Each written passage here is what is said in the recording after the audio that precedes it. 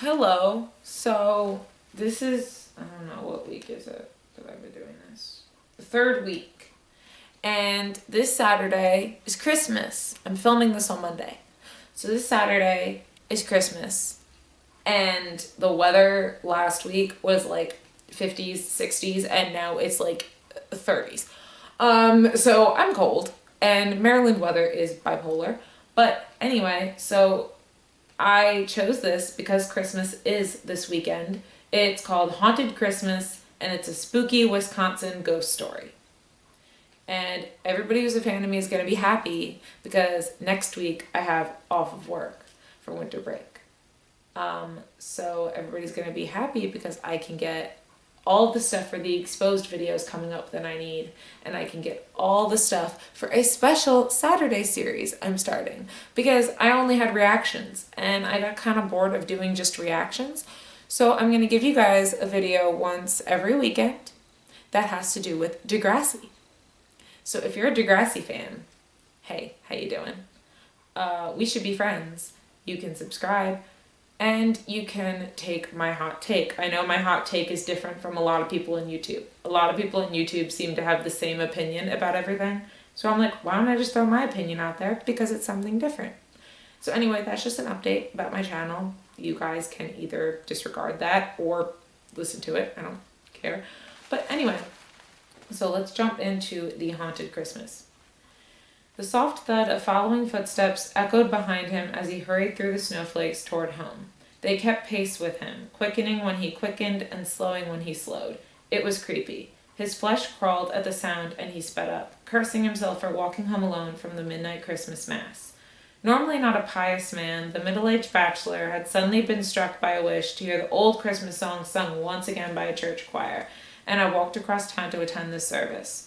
Now he regretted his choice, as he passed dark house after dark house in the snowy night, and the footsteps ever followed. He sped up until he was nearly running and skidded into his street.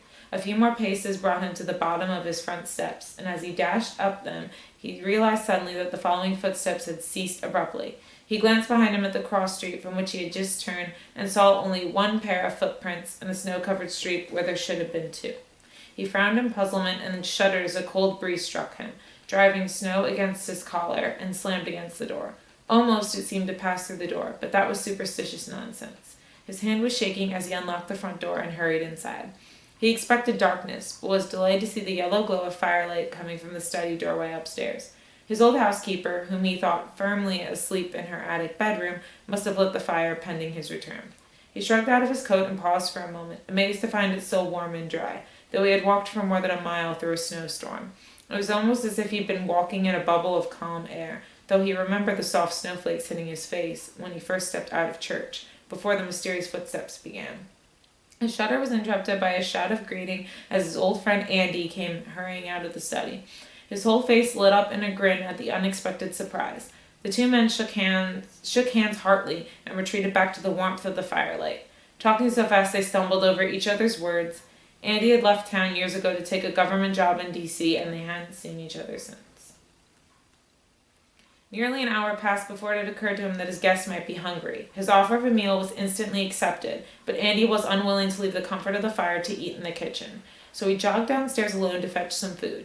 He didn't wonder at his friend's reluctance to join him in the kitchen. Andy had looked very pale, and had kept shivering with cold while they talked. He hoped his friend wasn't ailing for anything. A moment later, he was back with warmed-up meat and potatoes and a couple of glasses of beer, apologizing profusely as he handed Andy a plate for the mismatched dinnerware.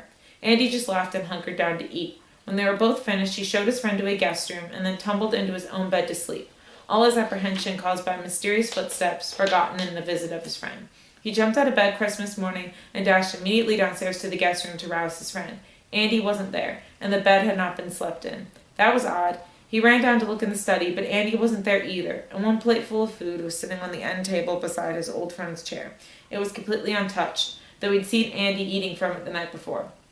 Skin creeping at the thought, he ran to the kitchen and asked his housekeeper if she'd seen But the housekeeper had seen no one either the previous night or this morning.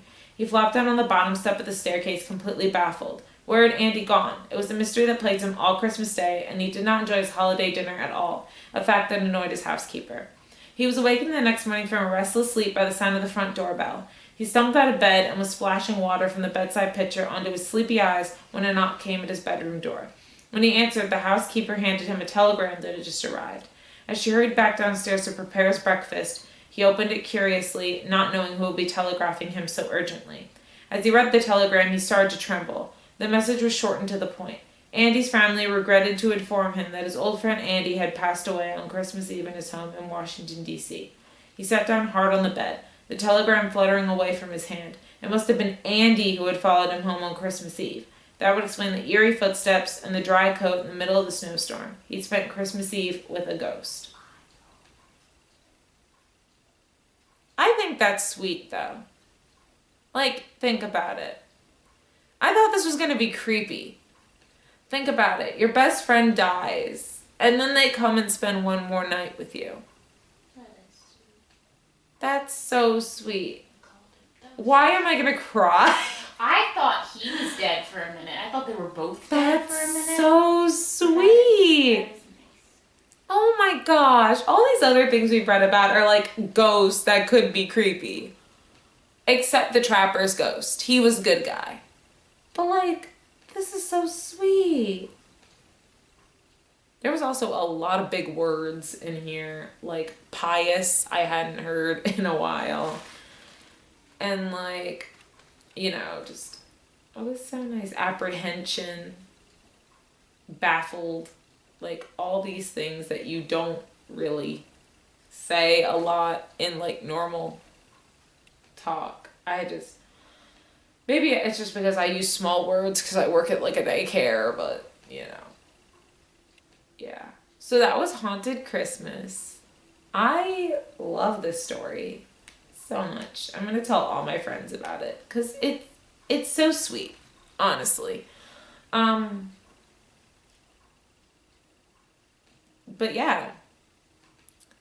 So, these are Scary Winter Legends, and we have only one next week. Next week is the last week for Christmas Legends, and then we jump into the exposed videos, finishing up Dobby Vanity, and then going on to Marilyn Manson.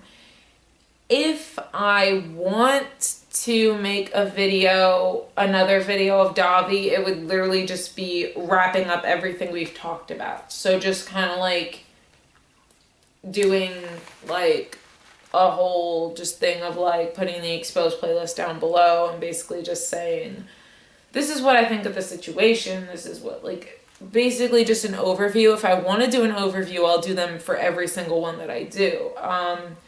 The next two ones I'm talking about are starting with Marilyn Manson, which blew my socks off when I first heard Marilyn Manson did this. I mean, looking at him, I believed it. But I was like, yo, like, no one's talked about Marilyn Manson in years.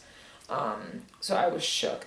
The other one I was shook about was Ashley Purdy, because if you all know me, I was a big Black Veil Brides fan. And I'm very, very, very ashamed to say that I also supported Ashley Purdy out of that band. I'm very ashamed of myself.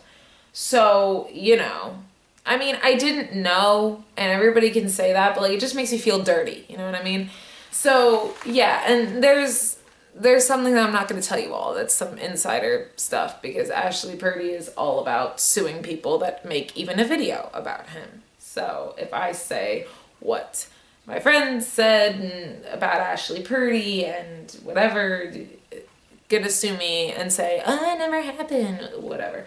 So anyway, yeah, so those are the two next exposed videos. Let me know if you're excited for those. And yeah, and then I'll be making the Degrassi videos. I'm currently getting Degrassi episodes right now. I went from season 1 and I'm already at season 10. So I am getting ready to get them so I could talk about them. But yeah, so, you know, I will see you guys in the next video, which will probably be a reaction video because I don't know what other Saturday videos I'd be making. But yeah, bye.